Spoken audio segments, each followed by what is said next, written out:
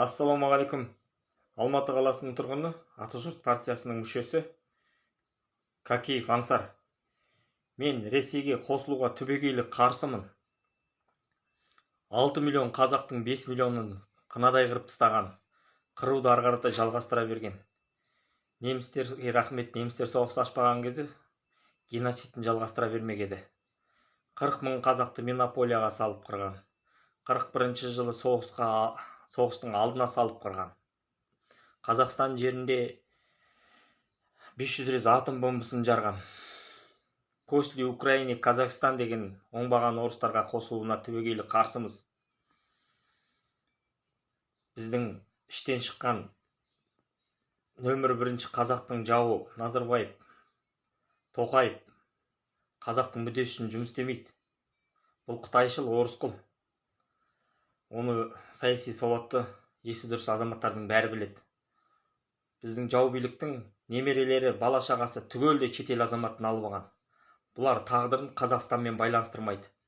Қосылатын болса, Россияға жеке семьясымен, туған туысқанымен барып қосыла берсін. Біз оған қарсылығымыз жоқ. Бірақ қазақ Россияға қосылып, Россияға қазақ әскер бермейді. Слава Украина, біз Украинаны қолдаймыз. Біз Россияға қосылмаймыз.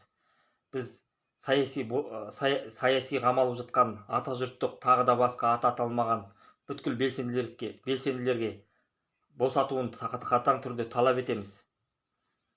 Кегеннің Ақсай ауылында Қытайларға тағы да жер сатып, мал жайылымын жаятын жер қалдырмай тағы да не қылайын деп жатыр екен.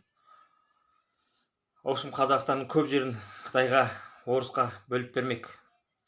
Орыстың қамыты ағаш қамыт, құтылсаң бір құтыларсың. Қытайдың қамыты темір қамыт, оны ешқашан құтылмайсың дейді.